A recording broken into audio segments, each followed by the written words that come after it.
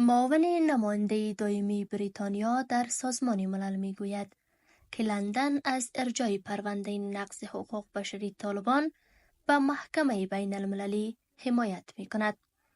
جیمز کاریوکی روز دوشنبه در نشست شورای امنیت سازمان ملل متحد گفته است که طالبان کنوانسیون رفع هرگونه تبعیض علیه زنان را نقض کرده اند.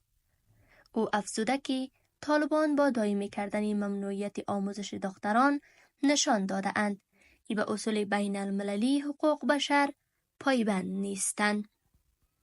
با این حال اما طالبان محدودیت ها و ممنوعیت های سخت بر حقوق زنان را روز تا روز دیگر به گونه کم پیشینه‌ای افزایش داده اند.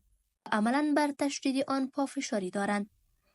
نماینده بریتانیا تاکید کرد که اگر طالبان خواهان به رسمیت شناخته شدن بین المللی هستند، باید به تعهدات جهانی خود در زمینه‌های حقوق بشر، مشارکت سیاسی و مبارزه با تروریسم پایبند بمانند.